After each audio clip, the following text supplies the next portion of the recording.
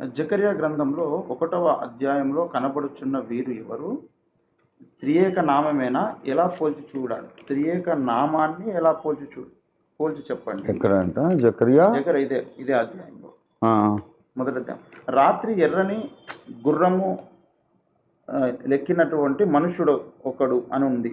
సైన్యంలోకి అధిపతి అయిన యెహోవా, తర్వాత మనవి చేసిన యెహోవా దూత, వీళ్ళెవరు అంటున్నారు.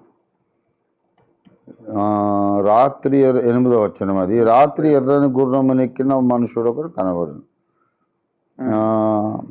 అతడు లోయలో ఉన్న గొంజు చెట్లు నిలబడి ఉండగా అతని వెనుక ఎర్రని గుర్రము, చుక్కలు గల గుర్రము, తెల్లని గుర్రం, మొత్తం 4 వచ్చినాయి. ఎర్రని గుర్రము, తర్వాత తెల్లని గుర్రములు అని కూడా అన్నాడు. తెల్లని గుర్రము అనేది ఇక చుక్కల గుర్రాలు కూడా బహువచనమే.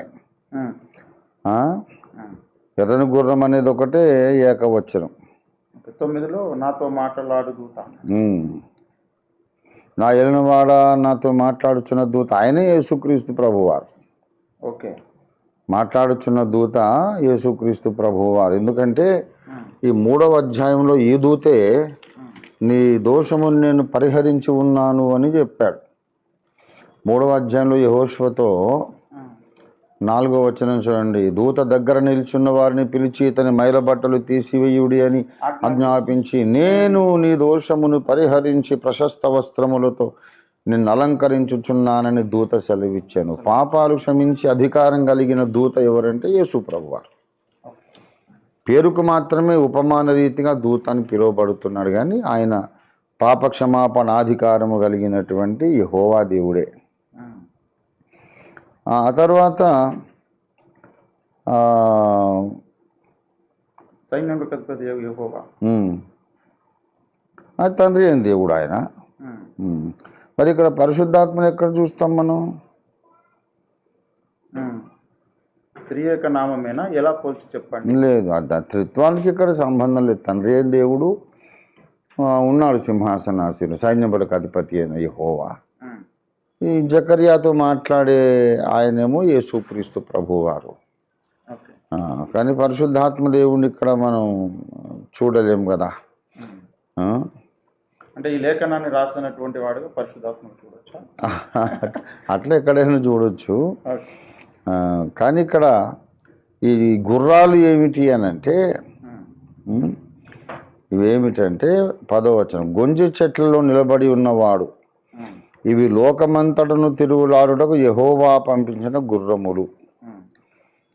మేము లోకమంతటా తిరిగి వచ్చాము, ఇదిగో లోకులందరూ శాంతము కలిగి నిమ్మలంగా ఉన్నారని యెహోవా దూతకు చెప్పారు.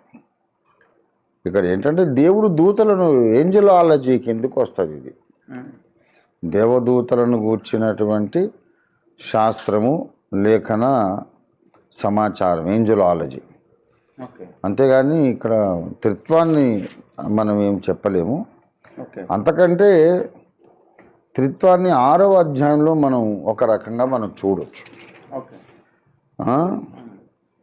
ఎందుకంటే 6వ వచనంలో ఆ 2 పర్వతముల మధ్య నుండి 4 రథములు బయలుదేరెను, ఆ పర్వతములు ఇత్తడి పర్వతములు. ఆ ఇత్తడి పర్వతము నుండి బలమైన 4 గుర్రాలు బయలుదేరుతూ ఉన్నాయి, 4 రథాలు. 5లో అతడు నాతో ఇట్లనుడు, ఇవేమిటంటే సర్వలోకనాథుడగు యెహోవా సన్నిధిని విడిచి బయలువెళ్ళు ఆకాశపు చతుర్వాయువులు. మరి అదేంటంటే ఉత్తర దేశములోనికి పోవాటిని నెమ్మది పరచుము, అది ఉత్తర దేశముందు నా ఆత్మను నెమ్మదిపరచును అని అంటాడు. అంటే ఇక్కడ ఏంటంటే 2 పర్వతాలు, ఆ పర్వతాల మధ్యలోంచి బయలుదేరుతున్నటువంటి పరిశుద్ధాత్మ అన్నమాట. 4 దిక్కులకు బయలుదేరుతున్న పరిశుద్ధాత్మ దేవుడు 4 దిక్కుల సంచరిస్తున్నాడు. ఆ 2 కొండలు ఉన్నాయి, అవి తండ్రి కుమారుడు. వారి దగ్గర నుంచి ఈ ఆత్మను, దేవుని ఆత్మను నెమ్మదిపరిచే ఈ గుర్రాలు బయలుదేరుతూ ఉన్నాయి. కానీ అట్లా మనం వ్యాఖ్యానం చెప్పుకోవచ్చు. కానీ అంత కష్టం అక్కర్లేదు. త్రిత్వాన్ని మనం నిరూపించడానికి అసలు యేసు బాప్తిస్మం పొందిన సందర్భమే చాలు కదా.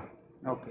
కుమారుడు బాప్తిస్మం పొందాడు, ఈయన నా కుమారుడని ఒక ఆయన అక్కడ మాట్లాడాడు. పౌరాకారంతో పరిశుద్ధాత్మ రాని వచ్చాడు. 3 కనబడతానే ఉన్నాయి, 3 భాగాలు. అవును. అది అబ్రహాం ఇంటి దగ్గర కూడా చూడొచ్చు. అబ్రహాం ఇంటి దగ్గర కూడా చూడొచ్చు. Okay sir, thank you sir.